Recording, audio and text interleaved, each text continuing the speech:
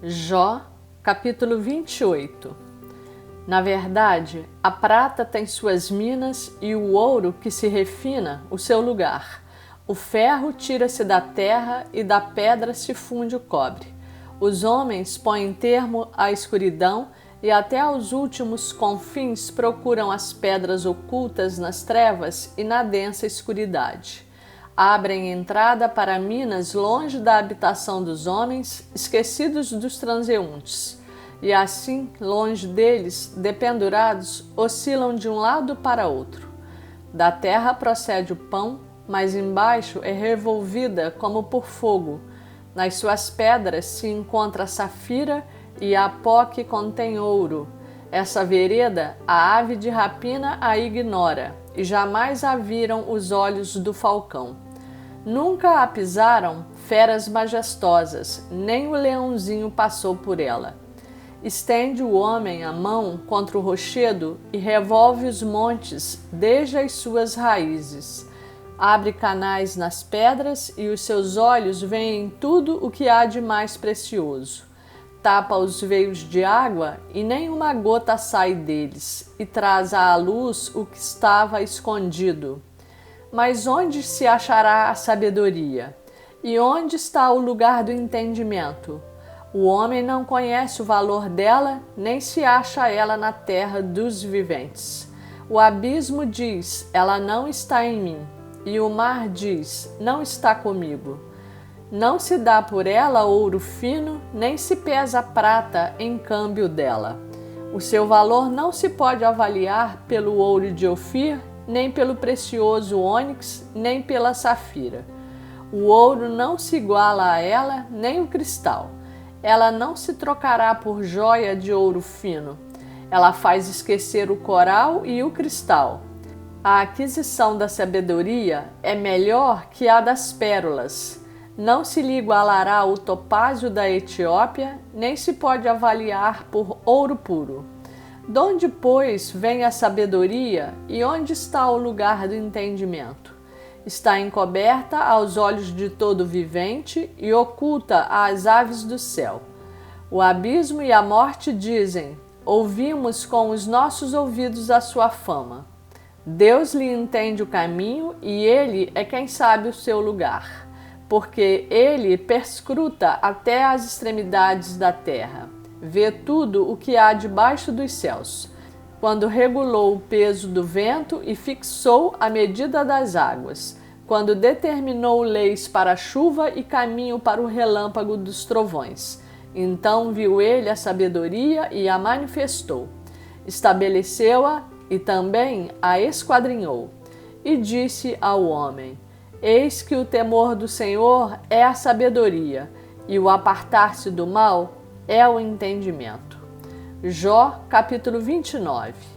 Prosseguiu Jó no seu discurso e disse, quem me dera ser como fui nos meses passados, como nos dias em que Deus me guardava, quando fazia resplandecer a sua lâmpada sobre a minha cabeça, quando eu, guiado por sua luz, caminhava pelas trevas, como fui nos dias do meu vigor, quando a amizade de Deus estava sobre a minha tenda, quando o Todo-Poderoso ainda estava comigo e os meus filhos em redor de mim, quando eu lavava os pés em leite e da rocha me corriam ribeiros de azeite, quando eu saía para a porta da cidade e na praça me era dado sentar-me, os moços me viam e se retiravam, os idosos se levantavam e se punham em pé, os príncipes reprimiam as suas palavras e punham a mão sobre a boca.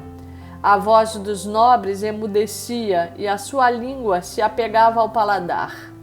Ouvindo-me algum ouvido, esse me chamava feliz. Vendo-me algum olho, dava testemunho de mim, porque eu livrava os pobres que clamavam e também o órfão que não tinha quem o socorresse. A bênção do que estava a perecer vinha sobre mim, e eu fazia rejubilar-se o coração da viúva. Eu me cobria de justiça, e esta me servia de veste. Como manto e turbante era a minha equidade. Eu me fazia de olhos para o cego e de pés para o coxo. Dos necessitados era pai, e até as causas dos desconhecidos eu examinava. Eu quebrava os queixos do iníquo, e dos seus dentes lhe fazia eu cair a vítima. Eu dizia: no meu ninho expirarei, multiplicarei os meus dias como a areia. A minha raiz se estenderá até as águas, e o orvalho ficará durante a noite sobre os meus ramos. A minha honra se renovará em mim, e o meu arco se reforçará na minha mão. Os que me ouviam esperavam o meu conselho e guardavam silêncio para ouvi-lo. Havendo eu falado, não replicavam. As minhas palavras caíam sobre eles como orvalho. Esperavam-me como a chuva, abriam a boca como a chuva de primavera. Sorria-me para eles quando não tinham confiança, e a luz do meu rosto não desprezavam. Eu lhes escolhia o caminho, assentava-me como chefe e habitava como rei entre as suas tropas, como quem consola os que pranteiam. Jó capítulo 30. Mas agora se riem de mim os de menos idade do que eu, e cujos pais eu teria desdenhado de pôr ao lado dos cães do meu rebanho. De que também me serviria a força das suas mãos, homens cujo vigor já pereceu? De míngua e fome se debilitaram, roem os lugares secos, desde muito em ruínas e desolados. Apanham malvas e folhas dos arbustos e se sustentam de raízes de zimbro. Do meio dos homens são expulsos. Grita-se contra eles como se grita atrás de um ladrão. Habitam nos desfiladeiros sombrios, nas cavernas da terra e das rochas. Bramam entre os arbustos e se ajuntam debaixo dos espinheiros. São filhos de doidos, raça infame, e da terra são escorraçados. Mas agora sou a sua canção de motejo e lhes sirvo de provérbio.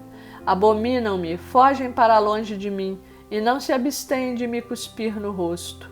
Porque Deus afrouxou a corda do meu arco e me oprimiu, pelo que sacudiram de si o freio perante o meu rosto. À direita se levanta uma súcia e me empurra, e contra mim prepara o seu caminho de destruição. Arruinam a minha vereda, promovem a minha calamidade, gente para quem já não há socorro. Vêm contra mim como por uma grande brecha e se revolvem avante entre as ruínas. Sobrevieram-me pavores, como pelo vento é varrida a minha honra. Como nuvem passou a minha felicidade. Agora, dentro de mim, se me derrama a alma. Os dias de aflição se apoderaram de mim. A noite me verruma os ossos e os desloca, e não descansa o mal que me rói. Pela grande violência do meu mal está desfigurada a minha veste, mal que me cinge como a gola da minha túnica.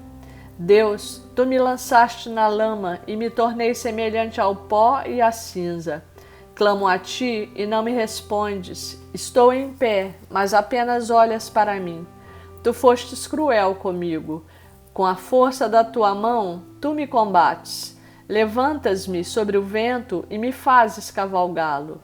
Dissolves-me no estrondo da tempestade, pois eu sei que me levarás à morte e à casa destinada a todo vivente. De um montão de ruínas não estenderá o homem a mão, e na sua desventura não levantará um grito por socorro? Acaso não chorei sobre aquele que atravessava dias difíceis, ou não se angustiou a minha alma pelo necessitado? Aguardava eu o bem, e eis que me veio o mal. Esperava a luz, veio-me a escuridão. O meu íntimo se agita sem cessar, e dias de aflição me sobrevêm. Ando de luto, sem a luz do sol. Levanto-me na congregação e clamo por socorro. Sou irmão dos chacais e companheiro de avestruzes. Enegrecida se me cai a pele, e os meus ossos queimam em febre. Por isso a minha harpa se me tornou em prantos de luto, e a minha flauta em voz dos que choram.